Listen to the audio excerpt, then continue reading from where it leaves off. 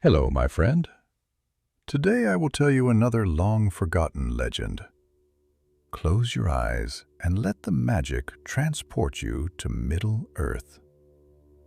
Our journey begins in the elder days of Middle-earth, before the great dragon Smaug took the lonely mountain, and before songs of Thor and Oakenshield were ever sung.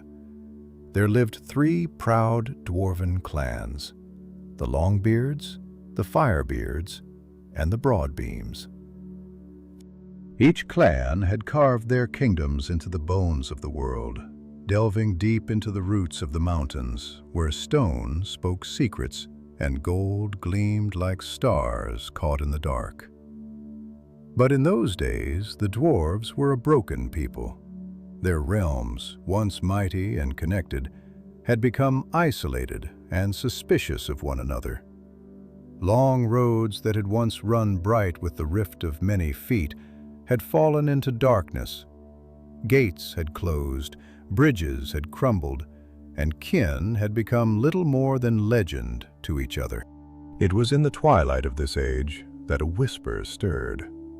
An old tale, half forgotten by the lore masters and sung only by the bravest minstrels by firelight. It spoke of a hidden path, the Gate of Three Hammers, deep beneath the gray mountains. It was said that this ancient gate, built in the time of Duran's sons, connected the strongholds of the three clans with secret, enduring roads. Roads wide enough for armies to march safe from the eyes of dragons and the armies of men. But the gate had been lost for generations, its location swallowed by the shifting stones and time's slow hand. Only hints remained: a carved stone here, a broken rune there, whispers buried beneath layers of forgetfulness. Among the dwarves, still burning with pride and longing, were three leaders, each heavy with the weight of his people's hopes. Grow, Lord of the Longbeards, tall for his kind and fierce-eyed, whose halls beneath the iron hills echoed hollow for lack of voices. Charoon, chieftain of the Firebeards, red-haired and stout-hearted, whose people clung stubbornly to the mountains of Luin, mining thin veins of silver.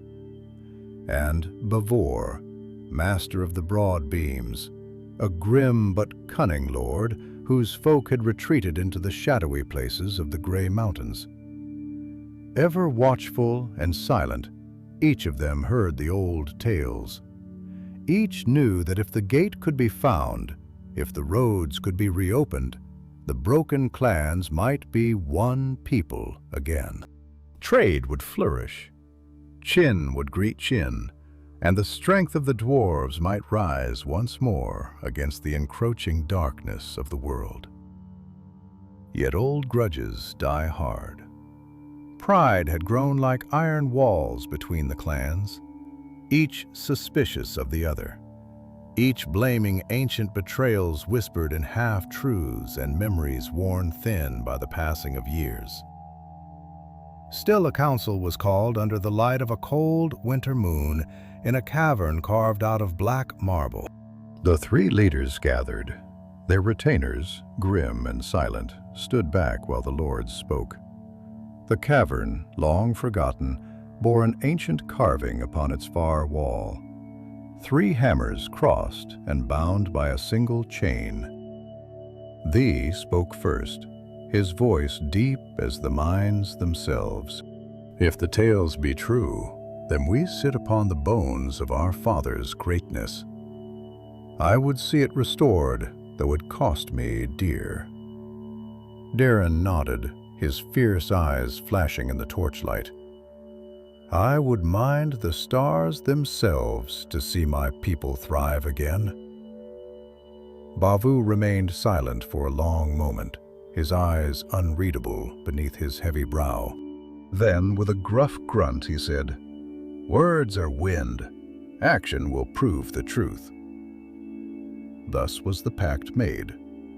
The three leaders would venture together into the deeps of the gray mountains, seeking the Gate of Three Hammers.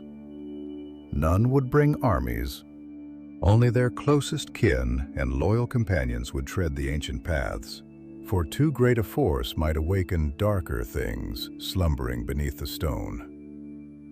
And so it was that preparations began. Roar brought with him Balin, a young but wise Longbeard, whose lineage traced back to Balin the Elder, and one, a miner skilled in reading the language of stone. Darin brought Gnarly, a smith of great renown, and Thalin, a singer whose voice could coax memory from the walls themselves.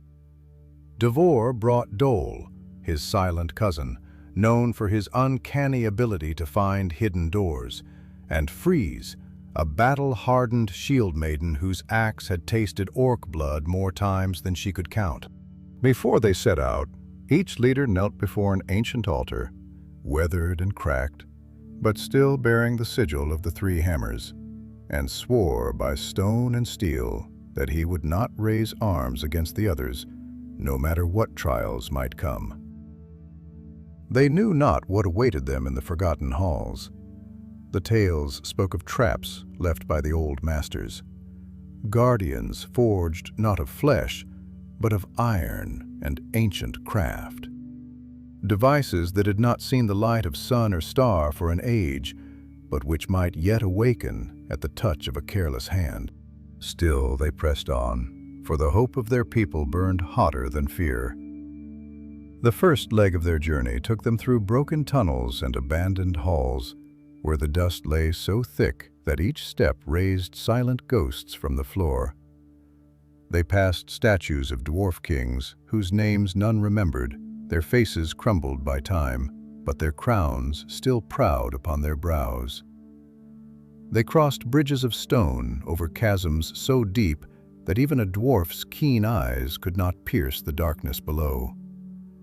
For days they marched, torches flickering like will-o'-the-wisps in the endless black. And all the while the feeling grew. They were being watched. One night, as the company camped in a cavern filled with the petrified remains of long-dead mushrooms, Balin spoke. "Have you not noticed it?" he whispered. "The tunnels are changing." "What mean you?" asked Gror, his hand resting on the haft of his axe. "The paths behind us?" Balin glanced over his shoulder. "They are not the same. I marked them. The stones are moving." A shiver passed through the camp. Even the bravest among them tightened their cloaks around their shoulders and spoke in lower tones. For in the deep places of the world, stone has a memory, and sometimes it remembers how to hate. Yet there was no turning back. The gate lay ahead, or so they hoped, and with each step the weight of their purpose pressed heavier upon them. Ahead loomed the first of many trials, a doorway, vast and sealed, without handle or hinge, bearing the ancient runes of all three clans. It was here that their true test would begin. The doorway rose before them, a black monolith wrought of iron and stone, so seamlessly joined that no crack could be seen by eye or finger. It stood silent and immovable, its face adorned with ancient runes etched deep and strong, though time had worn them dim. Twisting vines of forgotten craftwork wove between the symbols, and above all, 3 mighty hammers were carved, each differing slightly in form, yet entwined by a single circle that bound them together. No keyhole marred the surface, no latch or lever gave hint to its opening. It was a wall of certainty built against the world itself. The company halted at the threshold, and for a time none spoke.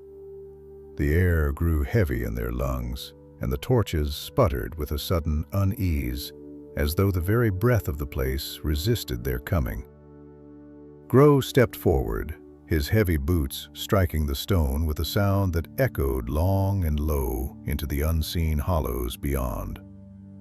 He placed his hand upon the cold surface and frowned, tracing the runes with a reverent finger. The script was of the Elder tongue, a language that even among the wise had become a riddle, for it spoke in the idioms of a world whose heart had grown old and strange. Boran drew near, his sharp eyes reading alongside Gror's careful touch, while Beor stood somewhat apart, his brow furrowed deep in thought, his hand never straying far from the hilt of his axe. The others of their company remained back, their murmured counsels falling into uneasy silence, for all could feel the presence that lingered unseen in that place. A memory of hands long dead, of purposes older than the wars of men. At last Gro spoke, and his voice was low but clear. Here it is written, "Only with the hands of the three and the heart of one shall a gate be opened." Thought enfrowned, his beard twitching as he mouthed the words anew. A riddle, no doubt, but not without purpose.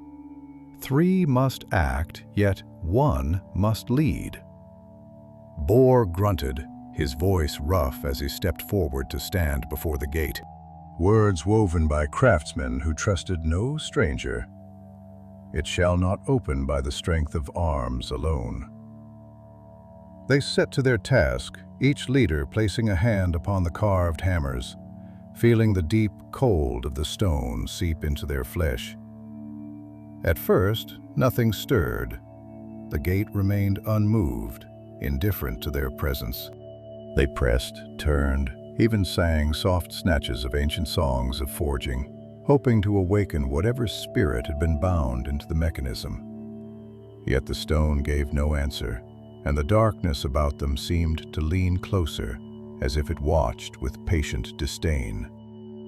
The hours stretched long, marked only by the slow guttering of their torches. Weariness crept into their limbs, but none would admit defeat. For to fail here would mean not only the loss of the gate, but also the breaking of the fragile hope that bound the clans together. Pride and duty waged war within them. It was Balin who, sitting silently near the edge of the torchlight, first saw the pattern hidden among the carvings. Rising, he approached with careful steps, bowing his head respectfully before speaking. "Lords, hear me," he said, and though young, his voice carried the weight of old wisdom. "The hammers are not merely symbols, they are the keys themselves. Look, each is fashioned in the likeness of a clan's mark. The Longbeards, the Firebeards, and the Broadbeams. But they must not be touched alone, nor at random." Gror turned his keen eyes to the carvings anew, and he saw now what had been hidden before. Subtle marks around each hammer, traces of wear that suggested emotion, a dance of hands and strength combined. "We must strike them together," Gro said, his voice steady with newfound certainty. Each lower lorded his own hammer, and at once, as one, there was a moment's silence, heavy with import. And then the three leaders took their places before the gate. Gror at the hammer of the Longbeards, broad and solid, shaped like a mountain's root. Darren at the Firebeards' mark, flame-tonged and sharp. Bor at the Broadbeams' emblem, heavy and square as a fortress wall. They raised their fists in unison, their companions holding their breath behind them, and with a single nod from Roar, they struck. A sound rang out, clear and pure, like the peal of a silver bell heard across a vast chasm. The stone shuddered beneath their feet, and the carvings began to glow with a faint light, as if the very memory of the ancient smiths had stirred within the rock. Slowly, ponderously, the great gate began to divide, splitting along lines so fine they might have been woven by spider silk. A deep sigh, as of long-held breath, swept through the cavern as the ancient seals broke, and the way beyond was revealed. A narrow stair, steep and winding, led downward into shadow deeper than any torch could pierce. Faint gusts of stale air whispered from the depths, carrying with them scents of rust and dust, of old battles fought and long forgotten. The company hesitated upon the threshold, for though the gate had opened, the path beyond was fraught with unseen perils. No dwarf among them doubted that the builders of the gate had laid further trials within, guardians that cared not for the blood of kin nor the passage of time. Still, Grow stepped forward without fear, planting his heavy boot upon the first stair. He turned back to his companions, his face set with grim determination. "Our fathers trusted to craft and cunning to shield their works from enemies and fools alike," he said. "We are neither. Let us prove ourselves worthy of their trust." One by one the others followed, their torches casting long, flickering shadows against the walls of the passage. The doorway closed behind them with a sound like a mountain settling into its bed, and the outer world was lost to sight. Thus they descended into the ancient deeps, where few had walked since the world was young, and where peril and promise lay tangled like roots in the dark earth. Their journey had truly begun, and each step would test not only their strength of arm, but the strength of their hearts as well. For the Gate of Three Hammers was not merely a passage, it was a forge, and they were the iron yet to be tempered. The stair wound downward in tight spirals, so narrow that they were forced to march single file, the stone walls pressing close on either side, and the ceiling often so low that the taller among them must stoop their heads. Their torches cast long shadows that danced and fled before them, and the air grew colder with every step, heavy with the scent of old earth and iron. No sound met their ears save the scuff of boots upon stone and the faint drip of unseen waters far below. Hours passed, or perhaps days. It was impossible to reckon the time in that eternal darkness. And still the stair went on, sometimes breaking into brief landings where the stone bore the marks of ancient hands, faded carvings of hammers and anvils, sigils of forgotten houses, and once a relief showing three crowned dwarf lords standing side by side, their hammers raised in solemn oath. The sight stirred a fire in their hearts, and for a little while the weariness fell from their limbs, and they marched with renewed strength, their hearts beating in time to the silent song of their people's glory. At length, the stair ended in a wide hall, its roof supported by vast pillars carved into the likeness of trees, their stone branches intertwining overhead in a frozen canopy. The walls were lined with niches where ancient torches once burned, though now only blackened stumps remained, and the floor was a mosaic of colored stones worn smooth by the passage of forgotten years. At the far end of the hall stood another door, though smaller than the first, and above it was set a great wheel fashioned of bronze and silver, its surface inlaid with runes that glimmered faintly in the torchlight. Here they halted to take their counsel, for it was plain that some mechanism governed the door's opening, and no common key would serve. Roar approached the wheel, studying it with the keen gaze of a craftsman born. He traced the runes with a calloused hand, murmuring their meaning to himself, while Darren and Bavore stood watchful at his side. "The runes speak of trials," Grow said at last, his voice low and measured. "3 tasks must be accomplished to pass. Each task was set by one of the clans that none might enter who was not of true Dwarven heart and hand." "And if we fail?" asked Darren, his eyes narrowing. Roar did not answer, but the grim set of his mouth spoke plainly enough. They knew, as all dwarves know, that their forefathers trusted not to mercy when they laid their treasures to rest. After brief deliberation, it was agreed that they would face the trials together, for the runes warned that those who sought to pass alone would find only death. Thus they prepared themselves, tightening the straps of their armor, testing the edges of their axes, and whispering prayers to Mahal, the maker of the dwarves, whose hammer rang still in the deep places of the world. Gror placed his hand upon the wheel and turned it with a great effort. A deep grinding noise echoed through the hall, and the ground beneath them trembled slightly, as if something ancient had been roused from long slumber. The door swung inward, revealing a narrow passageway lined with statues of dwarf warriors, their faces stern and unforgiving, their axes raised in silent warning. The company entered, their torches casting flickering light upon the grim sentinels, and after a short distance the passage widened into a great chamber, circular and domed, with 3 archways leading off into darkness. In the center of the floor, set within a ring of gold, was a pedestal of stone, upon which rested a small anvil rod of black iron, and beside it a hammer of shining mithril, light as a feather to the eye, yet heavy with an unseen weight. Around the pedestal, an inscription, circled in flowing script, and Gore, stooping low, read it aloud. To forge anew what was broken, to mend what was sundered, the first must prove the craftsman's hand, shape the true key, or awaken the guardian who hungers for unworthy blood. A silence fell upon the company as the meaning of the words settled upon them like a cold mist.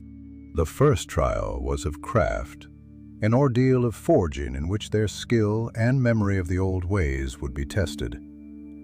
Drawn stepped forward without hesitation, for among them he was the greatest smith, his skill famed even beyond the halls of his people.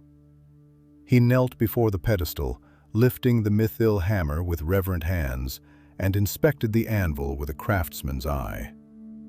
Set beside the anvil, hidden within a small depression in the floor, was a cache of raw materials, shards of adamantine, veins of silver and steel, and fragments of gemstone, rough and uncut. The task was plain. From these must be fashioned a key. Though none could say what form it must take, the company withdrew to the edges of the chamber, leaving Darren to his work, for it was a law among the dwarves that no smith shall be watched while he labors upon a work of great import. Even Berlin, whose heart ached with curiosity, held his tongue. Darren set to his task, his face alight with a fierce joy, for here was a challenge worthy of his blood and training. He sorted the materials with swift, sure hands, his mind already shaping possibilities, seeking the secret pattern that lay hidden among them.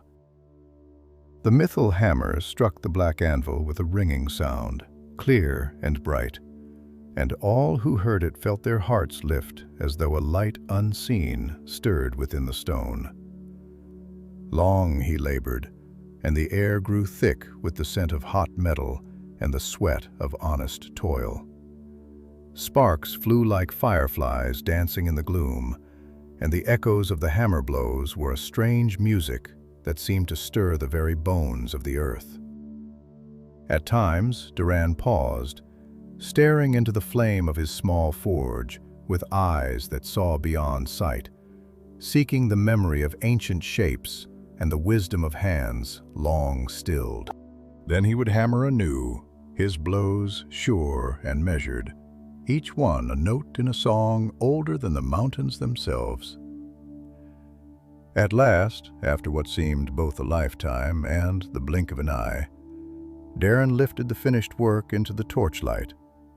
It was a key, but unlike any they had ever seen, wrought of mingled metals, its teeth intricate and cunning, its shank inlaid with the ruins of the 3 clans, and its bow shaped like a crown encircling a hammer.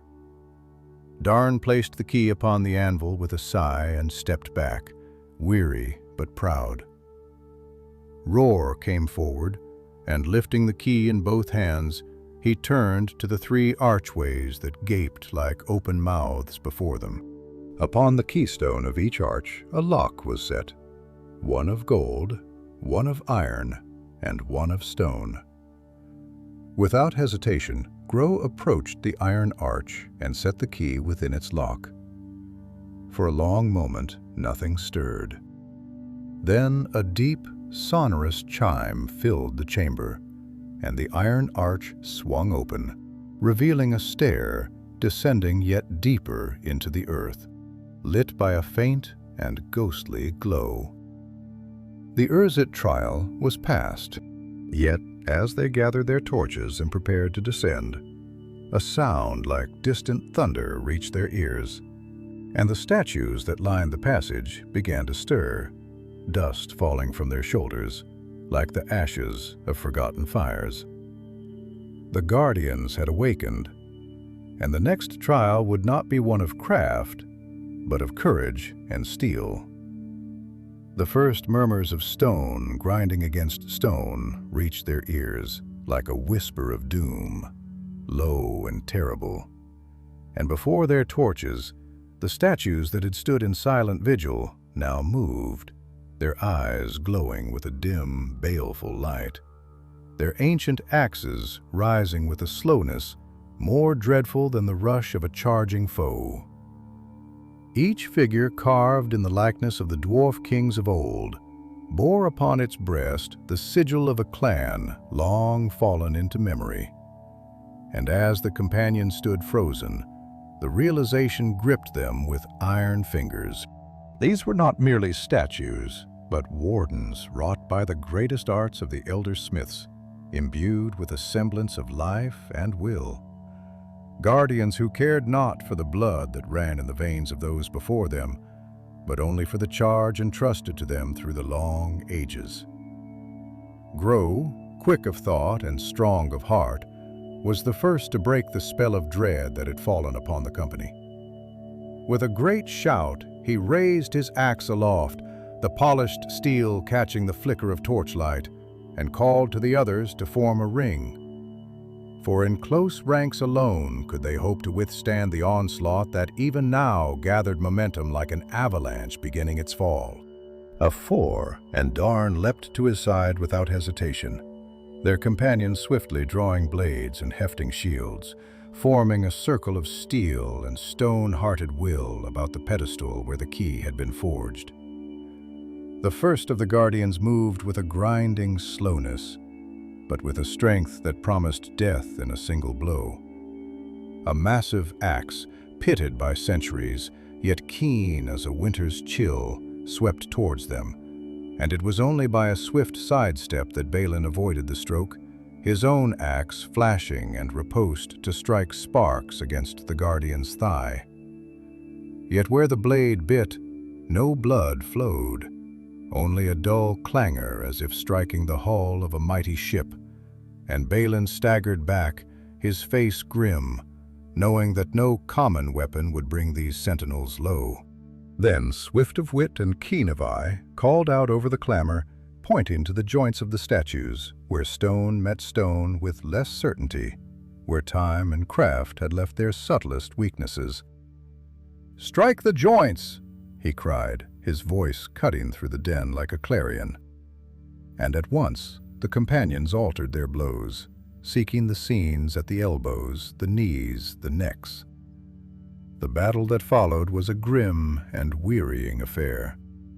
For the Guardians, though slow, fought with a relentless might, each swing of their weapons shaking the very ground and shattering chips of stone from the pillars around them. Time seemed to stretch into endless moments of straining muscles, gasping breath, and ringing steel. As the companions fought not for glory nor for gold, but for the simple right to take the next breath, to place the next foot upon the path their hearts had set them. Dress, whose axe had tasted orc flesh upon many fields, was a whirlwind of fury, ducking beneath the sweep of a hammer that would have crushed a lesser warrior flat, and driving her blade into the back of a guardian's knee with a roar of triumph. The great statue buckled and fell with a crash that shook dust from the high vaults. But even as it crumbled, another loomed on to take its place, implacable and unswerving. One, though older and less swift, fought with the grim tenacity of a mountain enduring a storm.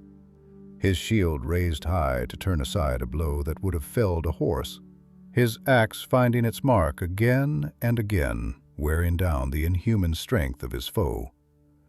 Through it all, Grow, Doctor, and Bavor fought at the center, their backs to one another, their blows falling in a steady rhythm like the beating of a mighty heart. Old grievances and rivalries fell away like leaves in a storm. Here in the forge of battle, only brotherhood remained. At last, when it seemed their strength must surely fail, and the guardians pressed them down into death and silence, a strange thing came to pass. From the darkness beyond the archway of iron, a wind rose. Not a wind of the world above, fresh with the scent of grass and open skies, but a wind of the deeps, dry and cold and heavy with the dust of ages. It swept through the chamber, snuffing out half their torches in a heartbeat. And with it came a voice not heard with the ears, but felt in the marrow of their bones. A voice like the crack of stones splitting, like the deep, slow music of the earth itself. "The trial is past," the voice said, and the guardians froze mid-strike, their weapons raised yet unmoving, their glowing eyes dimming like coals grown cold. Slowly, one by one, the statues sank back into stillness, the light fading from their forms, and at last they stood as they had before, mere stone once more, their charge fulfilled. For a long time the companions remained where they were, their breath harsh in their throats, their bodies trembling with exhaustion and relief. Then Grow straightened, his face pale but fierce, and looked to the stair descending through the iron arc. "There lies our road," he said, his voice but steady. "No less perilous than before, I deem, but open to us now by right and by valor." Silently they gathered their torches, relit those that had been lost, and tended to their wounds as best they could. Few words were spoken, for in the deep places of the world, it is unwise to shout one's victory into the listening dark. Down the stair they went, deeper into the heart of the mountain, where no living thing had trod for 1,000 years and more. The walls around them bore carvings of wondrous skill, scenes of forging and feasting, of battles fought and pacts sworn. Here and there the gold and gemstone inlay still caught the torchlight and threw it back in 1,000 shattered glimmers, a mute testimony to the glory of a time when the dwarves ruled beneath the mountains. Unconquered and unafraid, yet amid the beauty lurked signs of decay and desolation. Great cracks riven through the stone, heaps of rubble where the earth had trembled and shaken in its slow, patient rage. More than once they had to pick their way carefully around chasms that split the very floor, narrow but deep and blacker than the night outside the mountains. Still they pressed on, driven by hope and the iron will that had ever been the dwarfs' greatest treasure. At last, after what seemed an endless descent, they came to another hall greater even than the one above. Here the roof soared so high that their torches could not pierce the shadowed vaults, and the pillars were carved into the forms of giants, bearded and crowned, who gazed down with solemn, inscrutable faces. In the center of the hall stood a dais of black stone, upon which rested a great mechanism, a wheel of gears and levers, cunningly wrought of iron and gold, so intricate that it seemed more a thing of magic than of craft.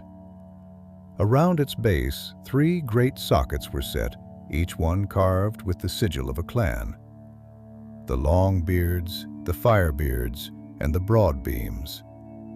Here they knew lay the second trial, and here too the shadows stirred.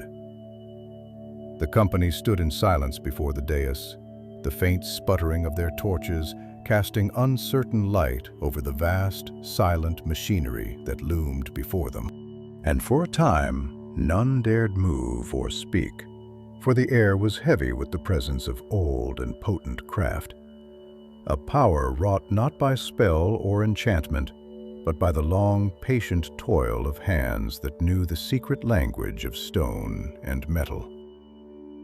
The mechanism was a marvel, a great interlocking dance of wheels and levers, so cunningly fashioned that it seemed to pulse with a life of its own, each piece a perfect answer to the other.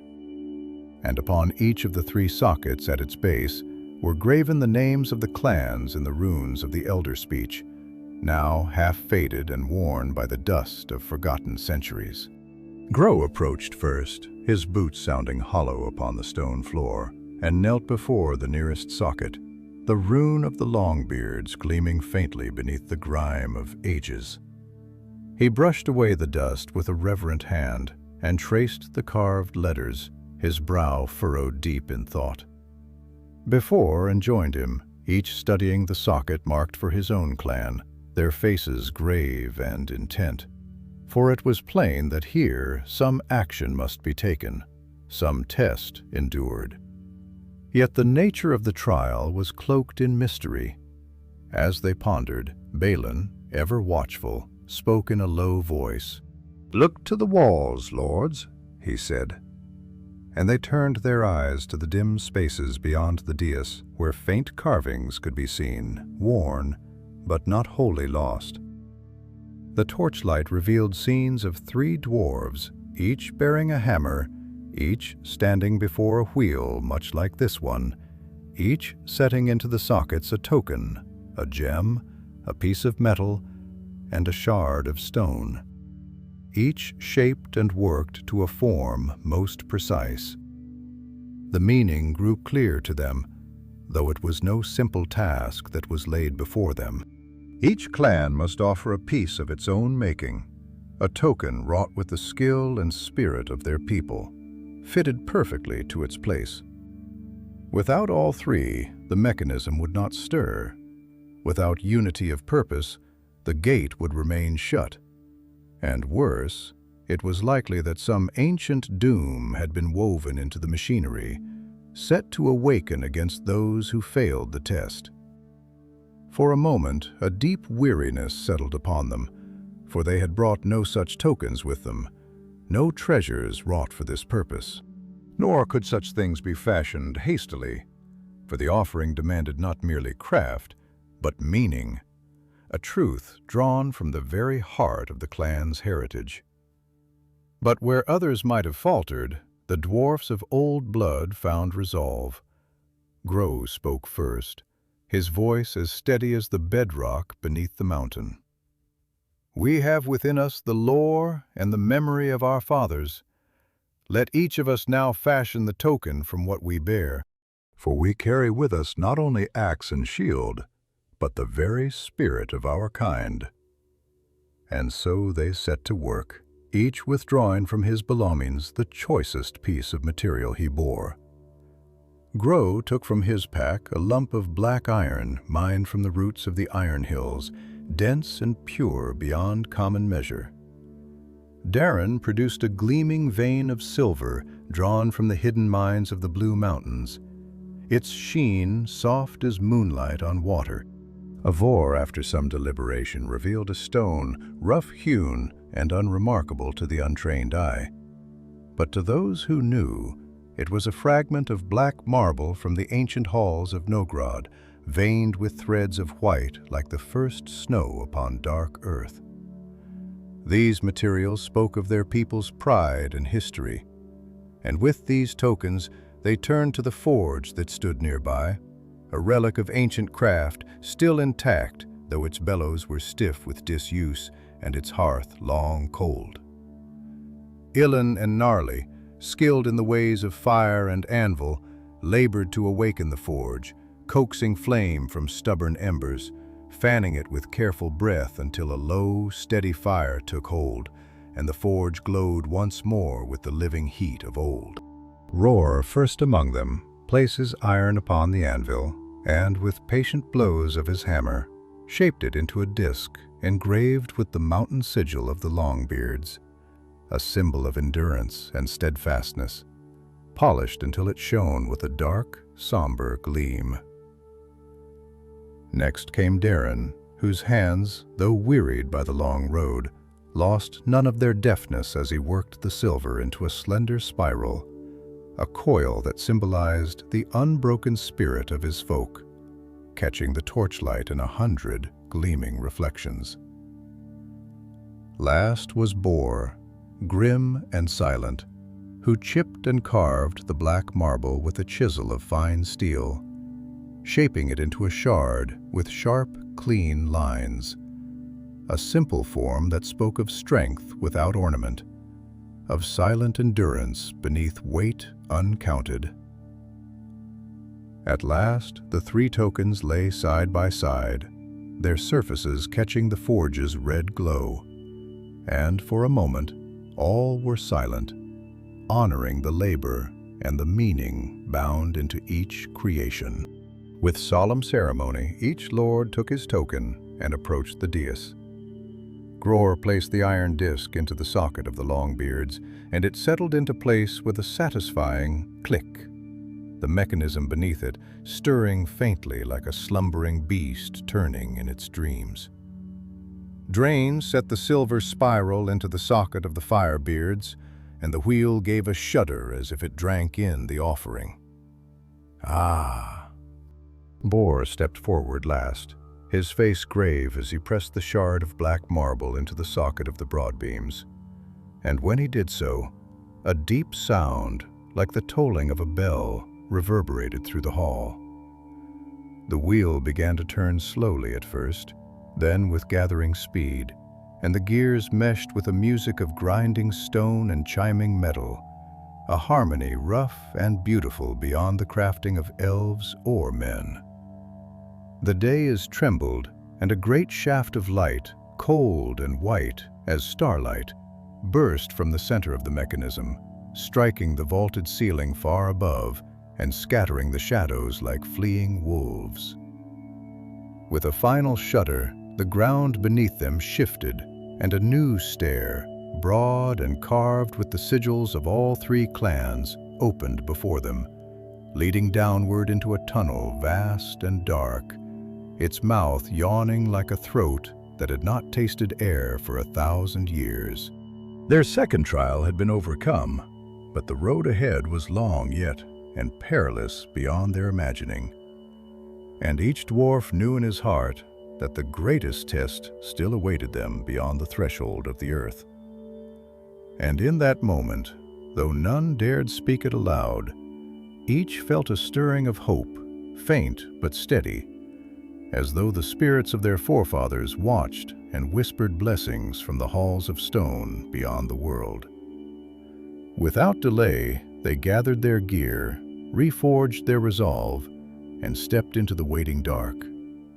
Their hearts bound by the oath they had sworn, their steps measured by the rhythm of the forge and the stone. Thus they passed into the deep ways beyond the second trial, where the true heart of the Gate of Three Hammers lay hidden still.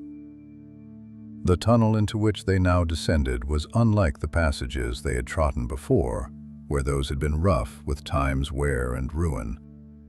This was a road of deliberate making, vast and solemn, hung with such skill that even after uncounted years it remained unmarred by the tremors of the earth or the slow gnawing of water and time. The walls were set with vast panels of black stone, veined with threads of silver and gold that shimmered faintly in the torchlight, and upon them were carved scenes of the forging of the gate itself, and of the lords of the three clans who had bound their works together by oath and by blood. Their faces, worn yet proud, gazed down upon the company as they passed, And the companions moved with lowered voices and solemn steps, as though treading through a house of kings, long dead, yet still mighty in spirit.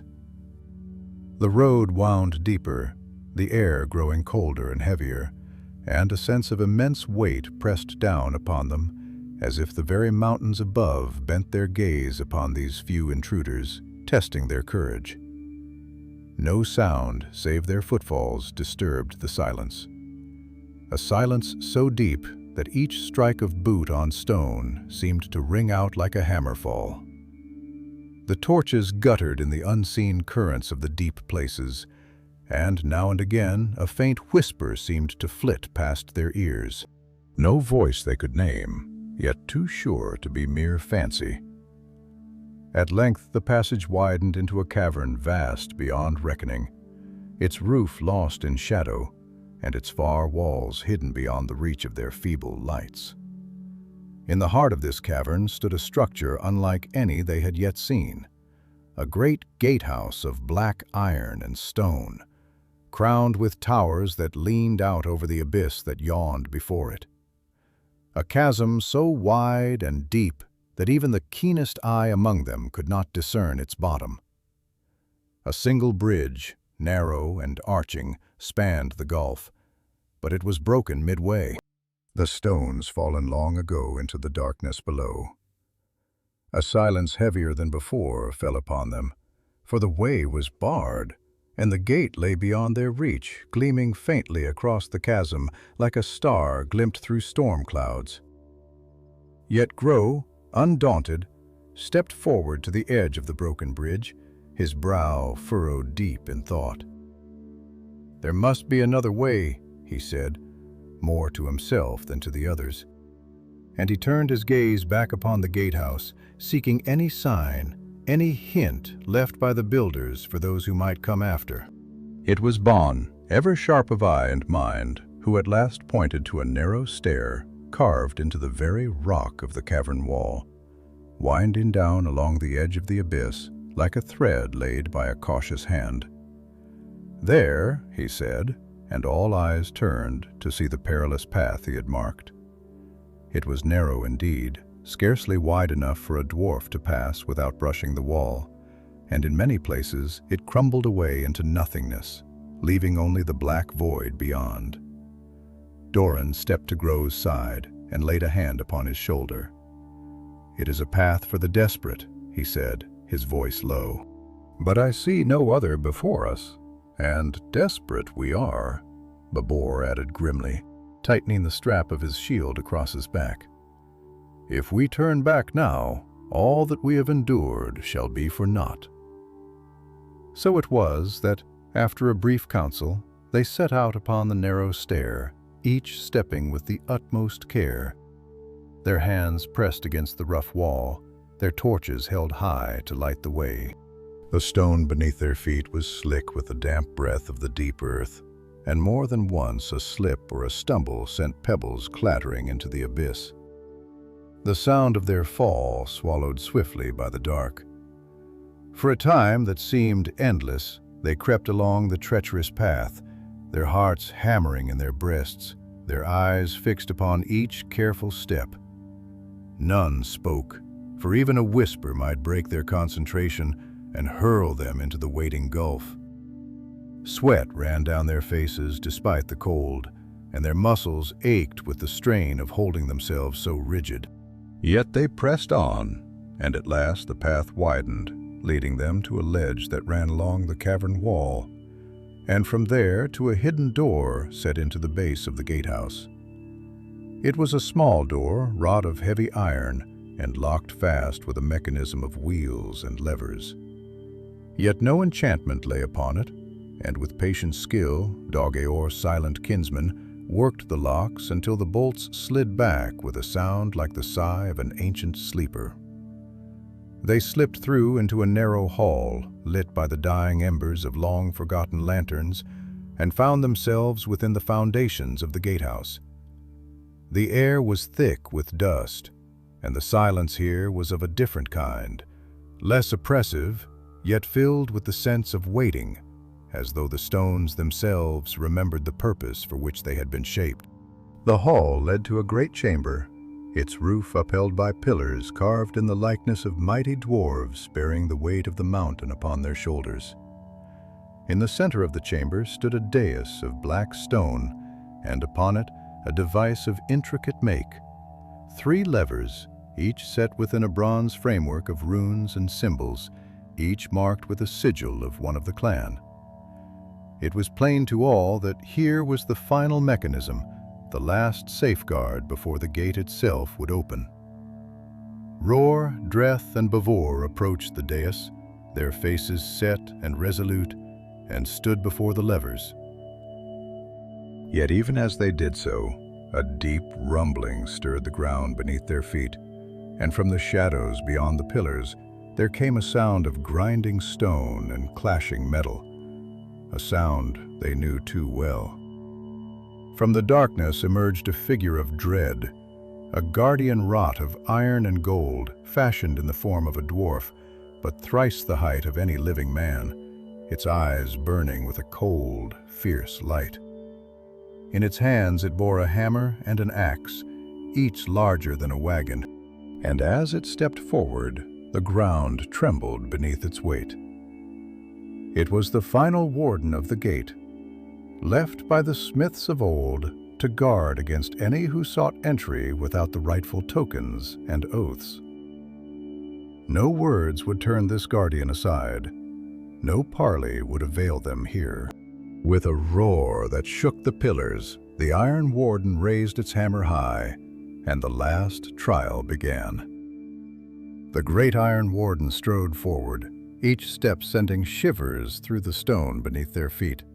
And for a moment, the companions stood as if rooted, their hearts weighed down by the sheer might and terror of the thing.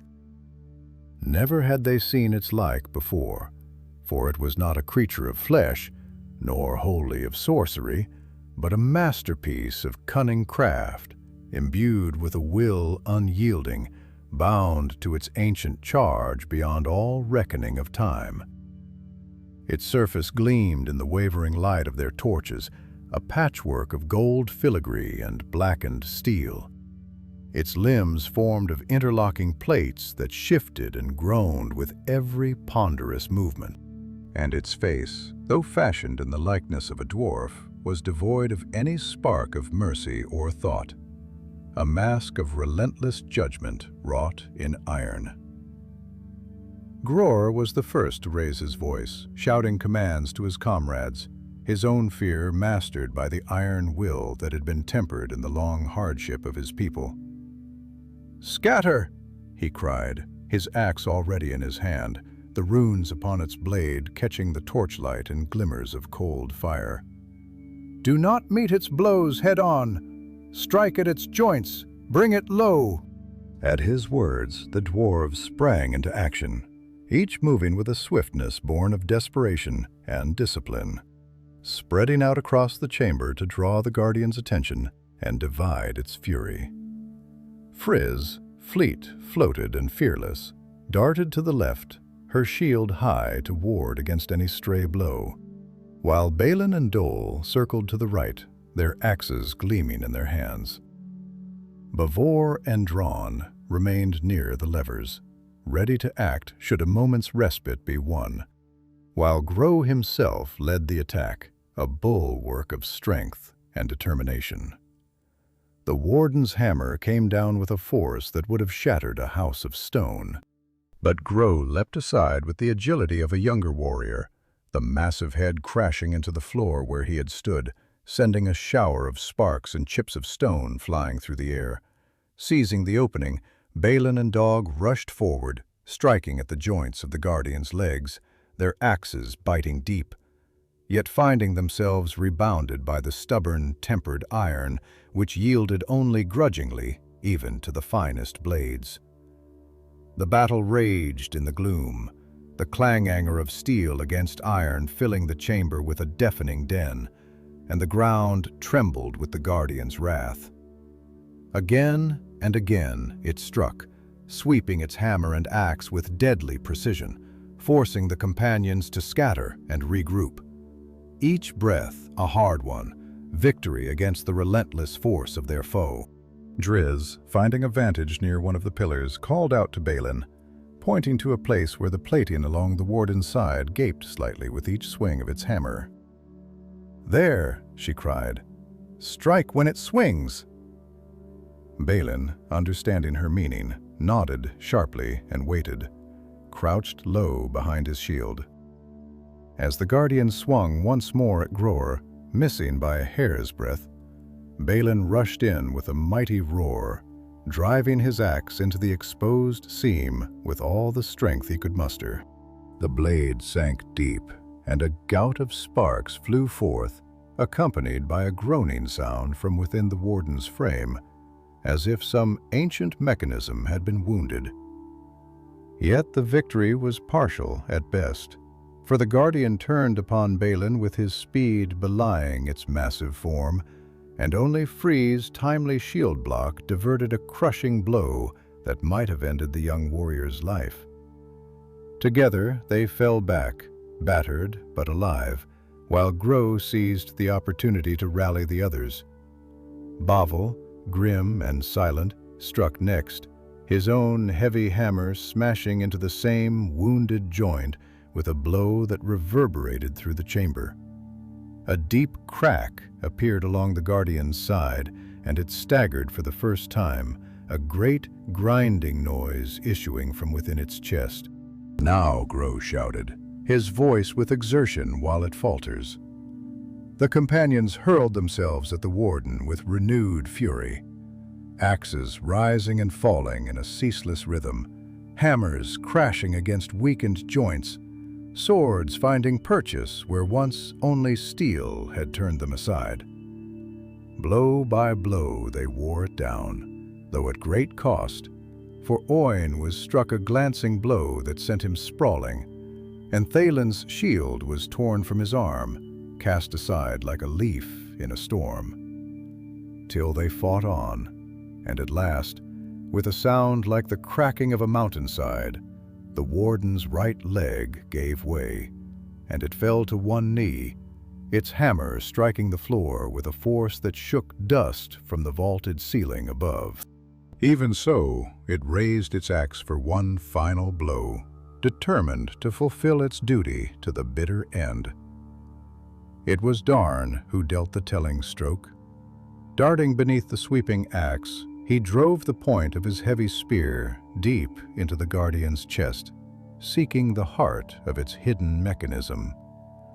The spear struck true, and with a final, shuddering groan, the Iron Warden toppled forward, crashing to the ground with a sound like the fall of a great tree.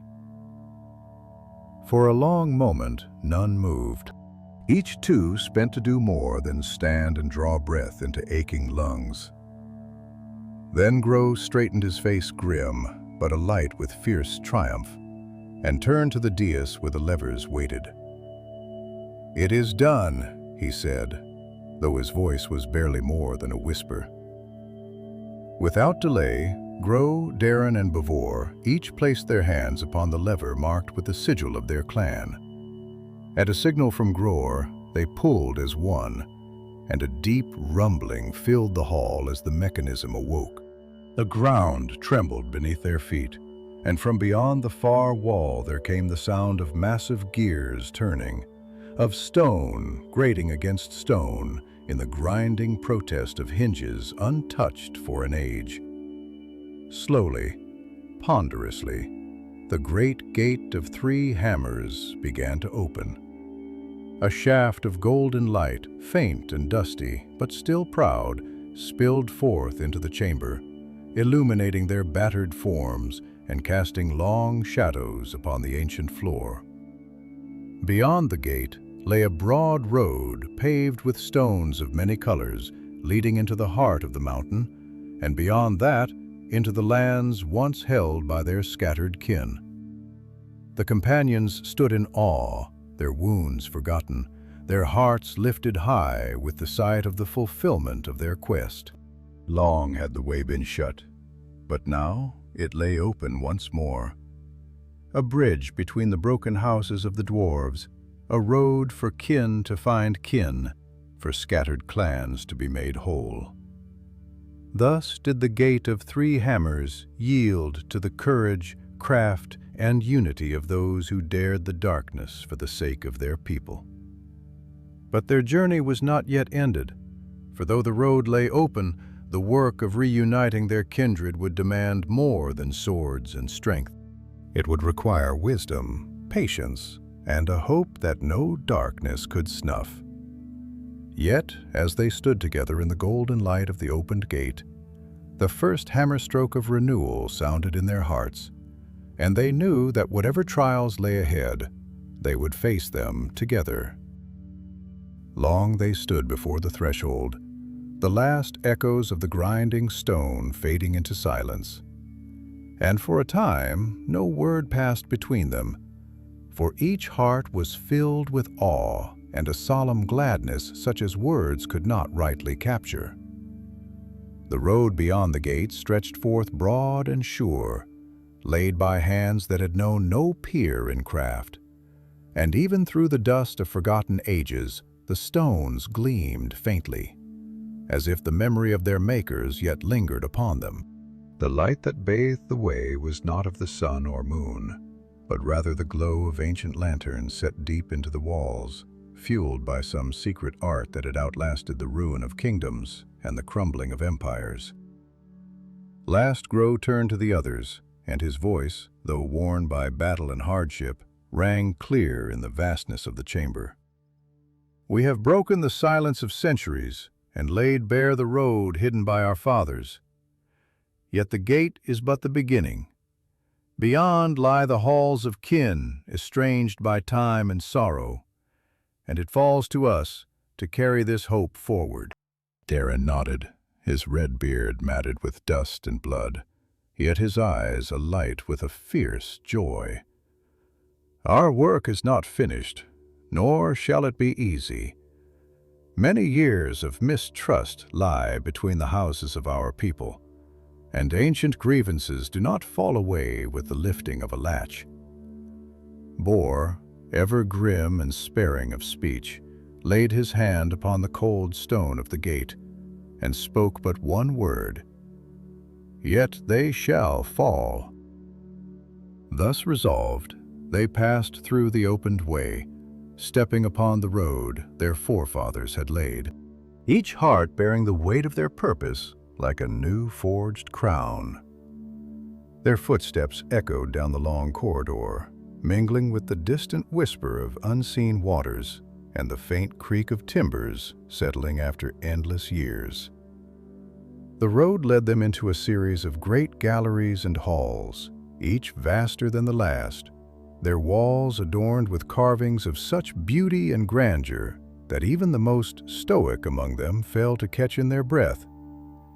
Here were scenes of the forging of the first hammers, the symbols of each clan wrought by the ancient smiths in the days before the coming of dragons and the wars of men. Here were depictions of the great feasts of unity when Longbeard, Firebeard, and Broadbeam had shared the bounty of the earth in peace, their songs echoing through halls so wide and deep that even the stars seemed near. And here, too, were darker carvings of battles fought against the nameless terrors of the deep, of the sundering of the roads, and of the sorrow that had driven kin from kin. As they passed, each of the company touched these walls with reverent hands, as if to draw strength from the memories etched into the very bones of the mountain. Though the road was long, and though their bodies cried out for rest, they pressed onward, for a new urgency stirred within them. The knowledge that this place must not lie in ruin any longer, that the living must reclaim the legacy of the dead, and that from these forgotten halls a new beginning might yet be forged. At last they came to a place where the road divided, 3 paths branching out into the darkness. Above each archway hung a great banner, though the colors were faded and the fabric torn by time. One bore the mountain and hammer of the Longbeards, another the flame and anvil of the Firebeards, and the third the mountain wall of the Firebeards, and the third the mountain wall of the Broadbeams. There they halted, for the meaning was clear. From this place each path led to the ancient strongholds of the three clans, and each company would have to go forth to call their own folk back to the road. Grow, standing tall and proud despite the blood that stained his cloak, turned to his companions, his voice steady and grave. "Here our ways must part, if only for a little while. Each of us must walk the road laid for his house, to bring the tidings of the gate reborn, and to summon those willing to set aside old wrongs for the sake of a new unity." Drawing grasped his forearm in the ancient manner of warriors. "We shall meet again beneath the three hammers, and there forge anew the bonds that time and sorrow have broken." Bavor, ever spare of words, not at once, a gesture that in him spoke more deeply than a king's speech. Thus they made ready to part, each taking with him a company of the loyal and the brave, each bearing the memory of the gate's opening as both pledge and command. Supplies were divided, weapons checked, and final words exchanged, brief and solemn. For in the hearts of all was the knowledge that peril yet lurked in the deep places of the world, and that not all who went forth might return. Gror led his company down the left-hand road, the banner of the Longbeards fluttering above him like a ghostly standard. His heart was full, for he knew that in the iron hills his kin waited, proud and stubborn, yet longing in their secret hearts for a sign that the glory of their fathers might be restored. Darin took the center path, his voice raised in a song of old as he marched beneath the flame-marked banner. For the Firebeards of Ered Luon had long been known for their love of craft and kinship, and he would call them back to the forging of a greater brotherhood. Bavor, silent and grim, took the right-hand load, his face a mask of determination as he passed beneath the wall banner of the Broadbeams. His people had dwelt long in isolation, their strongholds hidden in the deepest folds of the Grey Mountains. But he carried with him the weight of history and the hope that even the hardest hearts might yet be moved. Thus they parted, and the halls of the Gate of Three Hammers rang once more with the tread of dwarven feet, not in flight or strife, but in purpose, as it had been in the elder days. The ancient lanterns seemed to burn a little brighter as they passed, as if the very stones rejoiced at their coming. And though each step they took was a step into uncertainty and danger, each heart bore within it the flame of a hope that neither darkness nor distance could quench.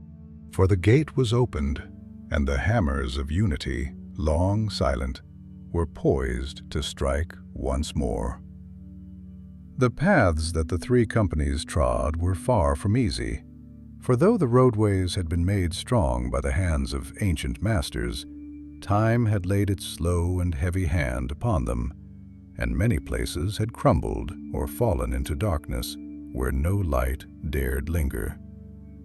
The dwarves pressed onward nevertheless, their torches casting small islands of light in seas of endless shadow, their boots ringing out upon the stones with a sound like distant drums, steady and unyielding.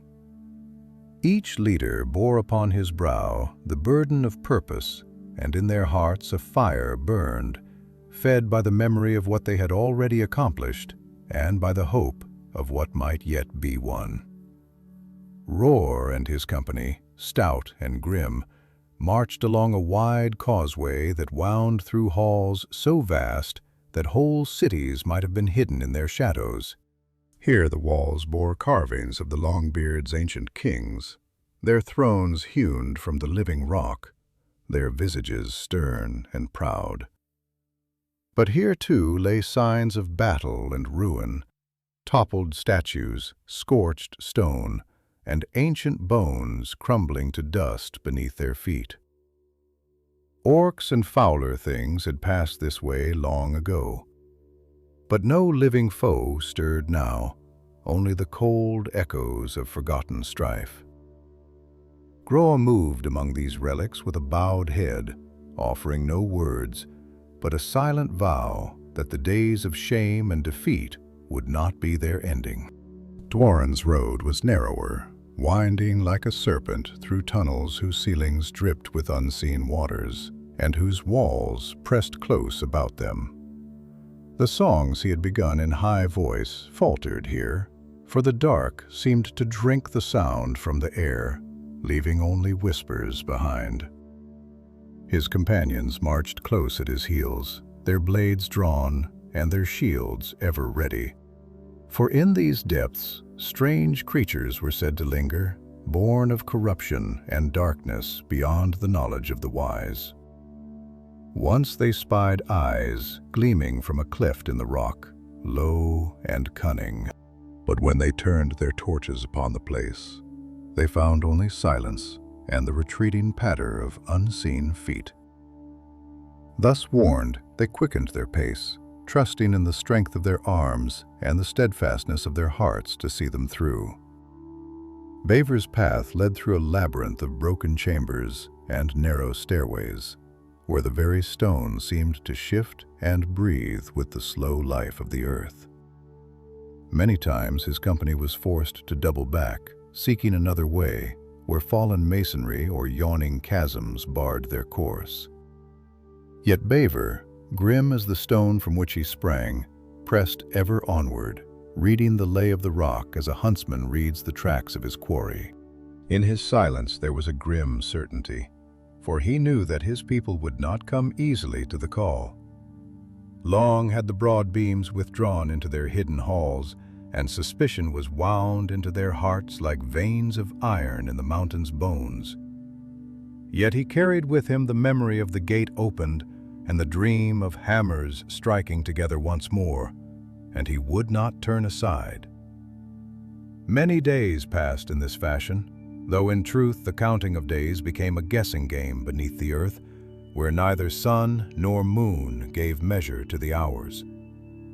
Fatigue and hunger gnawed at them, but the dwarfs endured as they ever had, their bodies and wills hardened by ages of toil and hardship. The thought of failure never touched them, for dwarves are slow to despair, and once their hearts are set upon a course, not even the mightiest river nor the steepest mountain can turn them from it. At length, each company drew near to its destination, for we beheld the gleam of torches ahead, and the sound of pickaxes and the murmur of voices reached his ears through the gloom. He had found the outposts of the Longbeards a scattered and weary folk, dwelling among the crags of the iron hills, their numbers few and their spirits worn thin by long years of isolation and threat. When he stepped into their midst, bearing the marks of battle, and bearing in his hand the token of the 3 hammers, a hush fell over the assembly, and all eyes turned toward him. He spoke then, not with proud boast nor flowery speech, but with the deep, rumbling voice of one who has seen both the greatness and the grief of his people.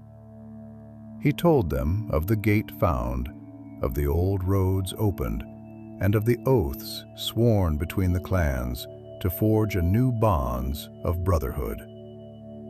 He spoke of the dangers overcome, of the trials endured, and of the hope that lay now within their grasp, if they but had the courage to seize it.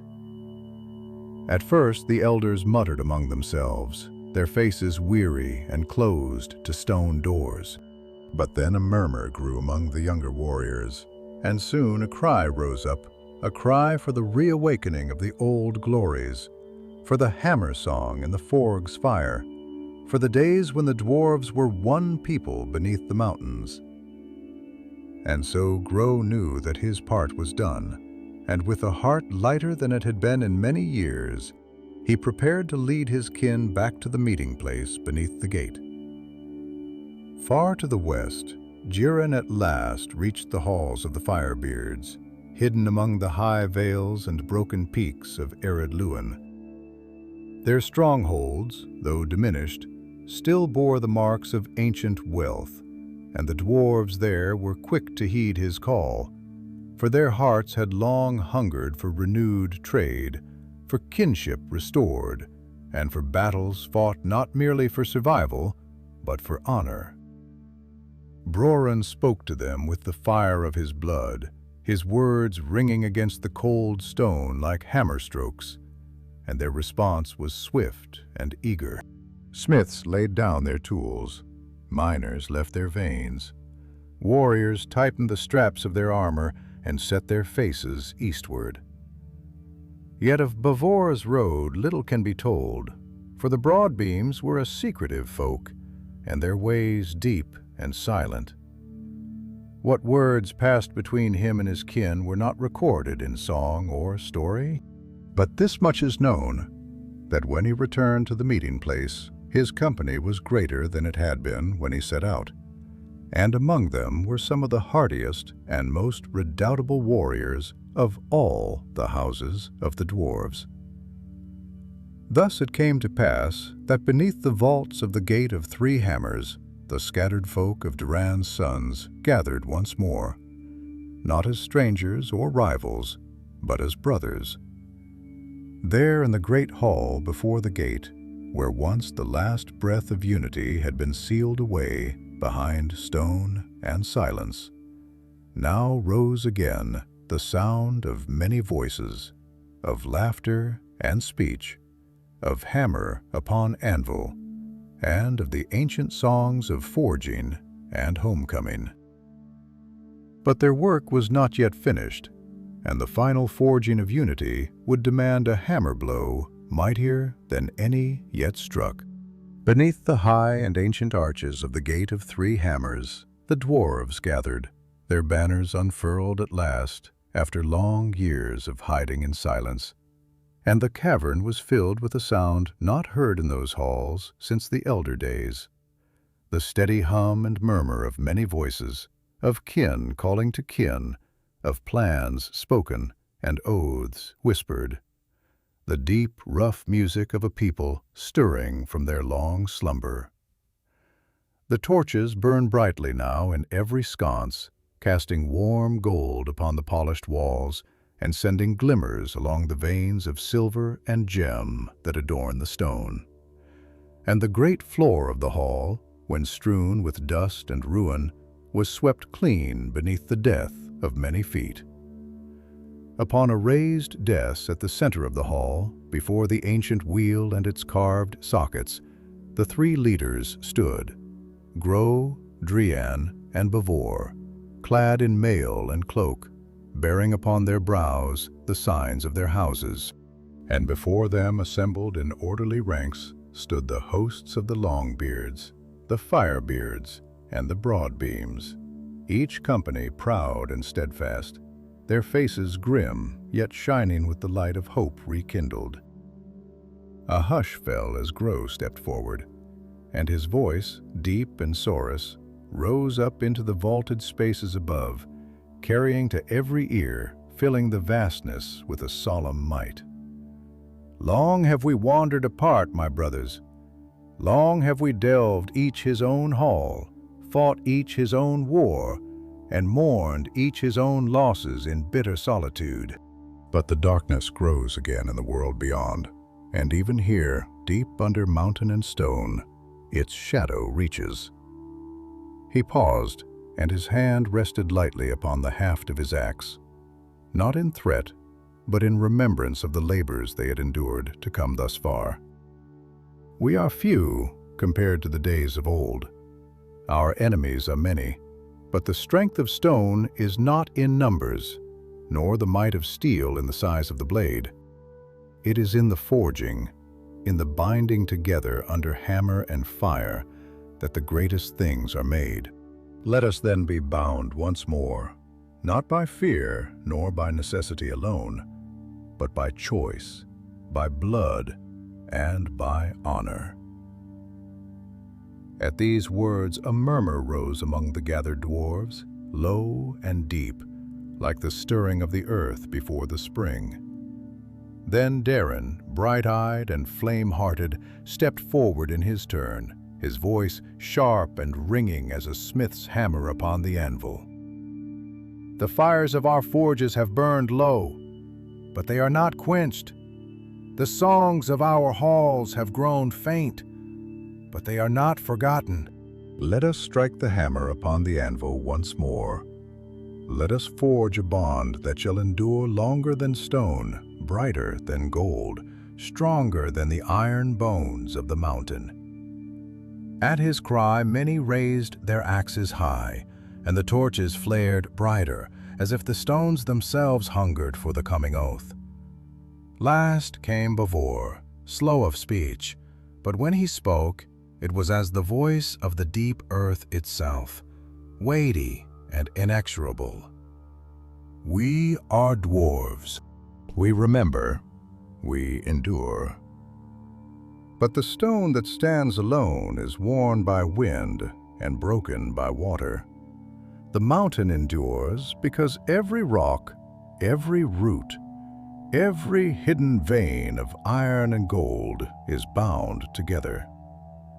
So shall we be bound as the mountains are bound." He raised his great hammer then, and with a shout struck the dais before him. A single deep note rang out, pure and clear, reverberating through the cavern, filling every heart with a tremor of ancient pride. At once the herald stepped forward, bearing between them 3 great standards, each bearing the sign of its house, but woven together at the top by a single braided cord of silver and iron. They planted these standards into the sockets of the ancient wheel, and as they did so, the runes upon the stone flared to life, lines of blue and gold fire racing outward from the center to the walls and beyond, as though the very bones of the mountain rejoiced.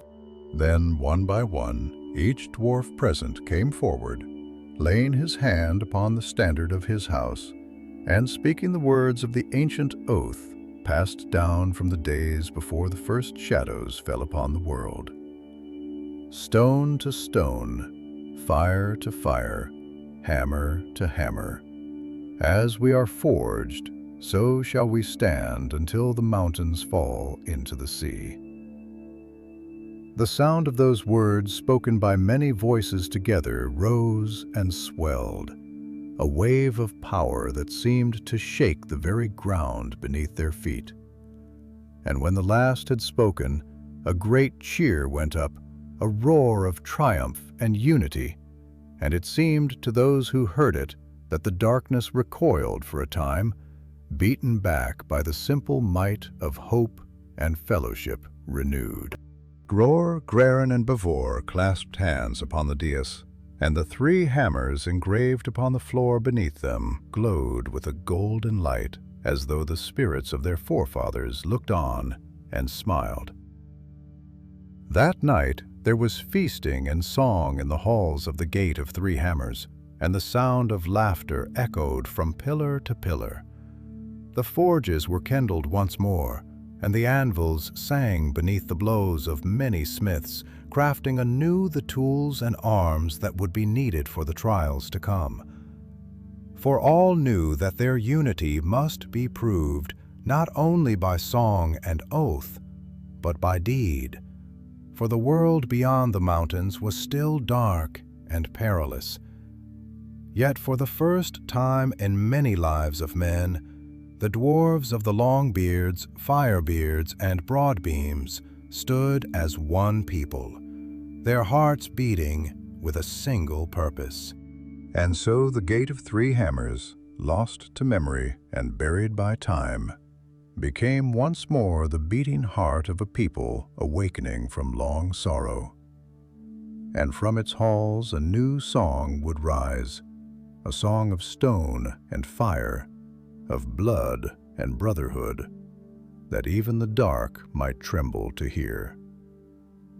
In the days that followed the forging of their renewed bond, The dwarves of the three clans set to their labors with a vigor that had not been seen since the elder years, when the mountains rang with the music of countless hammers, and the deep places of the world blazed with the light of many forges. Under the vaulted halls of the Gate of Three Hammers, plans were drawn and councils held. For though the joy of reunion was great, the leaders knew well that their labor was only begun, and that without swift action, even the brightest hope might wither in the encroaching dark.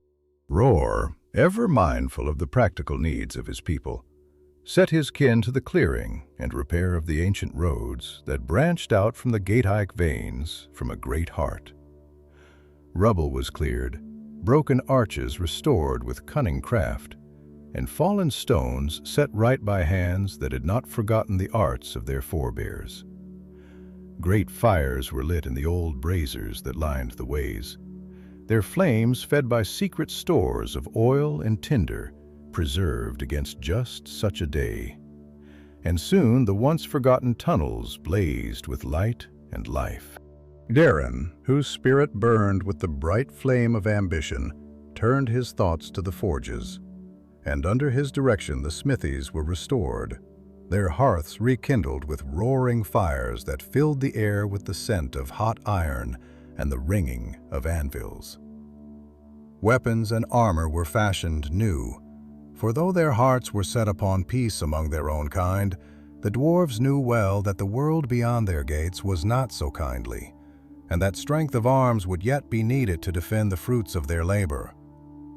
Bavor, slow to speech but deep in thought, took upon himself the task of gathering knowledge from the scattered lore masters and scribes who had come with each company. He ordered the ancient records to be brought forth, the dust shaken from their scrolls and tablets, and the songs and histories of their people to be read aloud once more.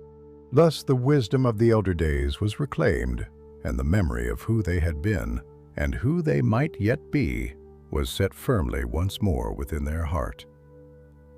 Yet even as they labored, the leaders knew that their unity would be tested, not only by the weight of their own traditions and pride, but by threats from beyond.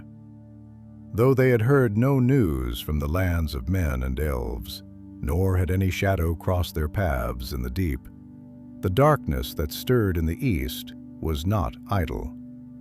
And even in the hidden places of Middle-earth, the hand of shadow reached forth to sow ruin. It was on the 21st day after the opening of the gate that a runner came breathless and pale, his mail rent and his helm battered, bearing tidings from the scouts who had been sent forth to watch the ways beyond the mountains. He was brought at once before the three lords, where they sat in council beneath the gleaming standards of their houses. He knelt, struggling to catch his breath, and when he spoke, his words fell upon the gathering like a weight of iron. "My lords," he said, his voice raw with exhaustion and fear, "from the north they come, creatures of darkness and shadow, foul things that crawl from holes of the deep earth, gathering in numbers beyond reckoning. Their banners are black, their arms twisted and cruel, and their purpose is plain. They march for the gate." A silence fell, heavy and grim. Long had the dwarves prepared against such a day, but to hear the tidings spoken aloud, to know that the enemy was no longer a distant fear, but a present doom, sent a shiver even through the hearts of the boldest. Roar rose first, his hand closing about the haft of his axe, and his voice rang with a clear and terrible resolve. "Then let them come. They shall find the halls of our fathers no easy prize. Here stone shall answer stone, and hammer shall meet claw, and the songs of the dwarves shall not end in silence." Draw-in stood beside him, a fierce light in his eyes. "We have forged anew the bonds of our people, and now the fire of our unity shall temper us for the battle to come. We shall not yield one stone, 1 inch of road to the foul things of the dark." Before, grim and unflinching, spoke last. "We have bound our oaths upon the stone and upon our blood. Let us now bind them upon the anvil of war." The hall erupted then in a roar of voices as warriors lifted their axes and struck them upon their shields, a sound like thunder rolling through the mountain's heart, fierce and full of might. The banners of the 3 clans seemed to ripple and stir of their own accord, and the very walls of the gate echoed with the living song of defiance. Swiftly they set about their preparations. Watchmen were stationed at every entrance, armed with horn and beacon to give warning of the enemy's approach. Barricades were raised in the narrow ways, cunningly built so that small numbers might hold against many. The smiths labored without rest, turning out spearheads and arrows, reforging old weapons found in forgotten armories, and mending armor that had once gleamed in the days of kings. The miners turned their skills to the crafting of traps and snares, filling the tunnels with pitfalls, deadfalls, and cunning devices that would wound and hinder any who sought to pass. Throughout it all, the 3 lords moved among their people, giving counsel, lending their hands where needed, speaking words of courage, and reminding all who listened of the oath they had sworn. Songs of old were sung once more, not an idle pastime, but as a shield against fear, for the dwarves knew well that a heart filled with song is a heart that fear cannot conquer. And so it was that when the scouts returned with the warning that the enemy was but a day's march from the outer gates, the dwarves stood ready, their axes sharpened, their shields polished, and their spirits tempered as steel under the hammer. As night fell over the mountains and the dark deepened, the dwarfs stood watchful beneath the vaults of the Gate of 3 Hammers, the last and greatest of their ancient strongholds. The torches burned high, the forges blazed with a fierce red glow, and the songs of their fathers echoed once more from the stone. And though the enemy came in shadow and malice, the light of the dwarves shone out into the dark, steadfast and unyielding, a beacon of hope and defiance in a world that had too long lain under the shadow. When the dawn came at last, though no light of sun pierced the stone above, a change was felt in the deep halls of the Gate of 3 Hammers, for the air grew colder, and the ground trembled faintly beneath the tread of many feet. The dwarves stood ready in their ordered ranks, their armor gleaming dully in the torchlight, their axes and hammers held firm in calloused hands. Upon the heights of the inner walls, archers stood in silent watch, their bows strung in their quivers full. The barricades were manned, the traps set, and all who looked upon the host knew that there would be no yielding, no retreat. From the dark tunnels beyond the outer ways came the first sounds of the enemy. A low, muttering growl, the scrape of iron upon stone, the foul breath of countless beasts and cruel things of the deep earth. Then the first of them came into sight. Orcs, black and misshapen, their armor rusted, but their weapons wickedly keen. Goblins, smaller but swifter, their yellow eyes gleaming with malice.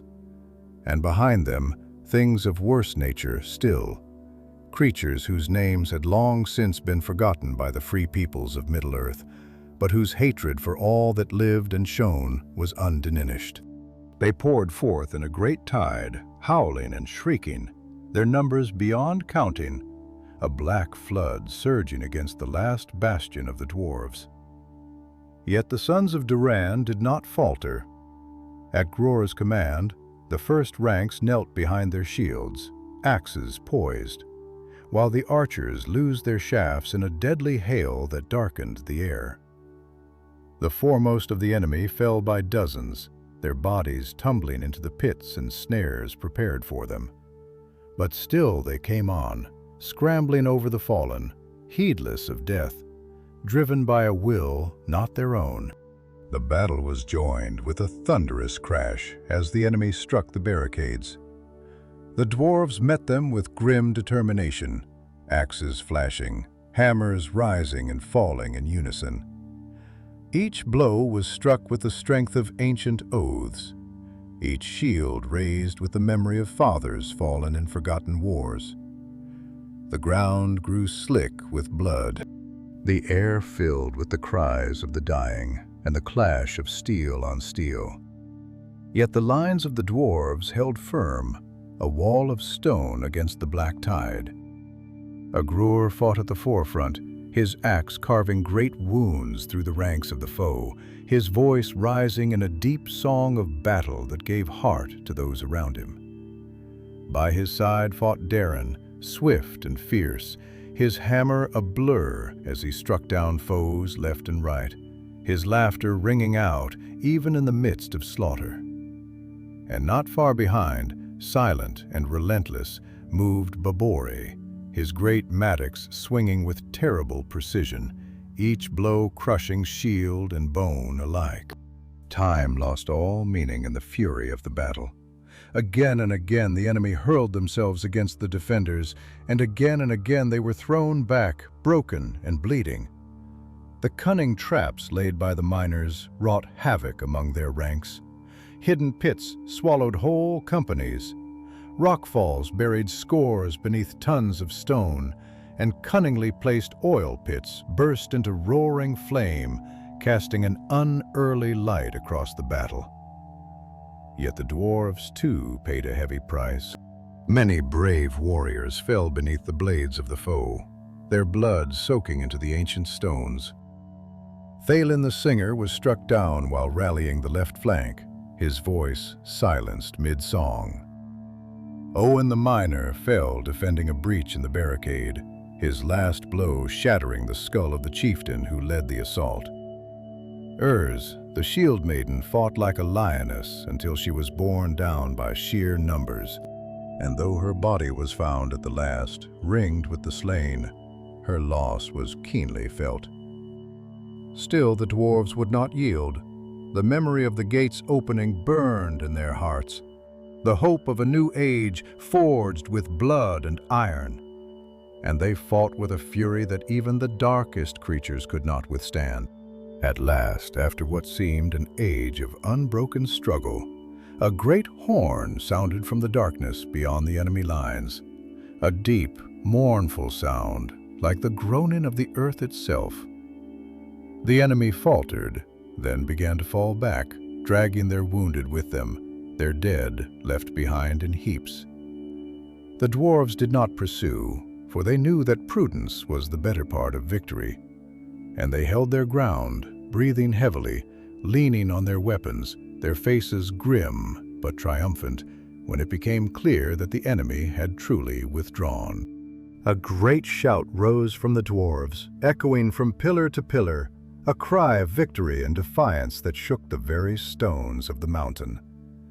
The banners of the three clans were raised high once more, and though many had fallen, the survivors stood together, shoulder to shoulder, their hearts bound by the blood they had shed and the hope they had defended. In the days that followed, they tended to the wounded, honored the dead, and repaired the damage done to the halls and the roads.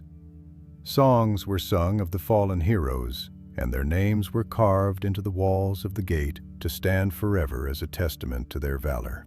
The fires of the forges burned brighter than ever, and the halls rang with new songs and the laughter of a people reborn.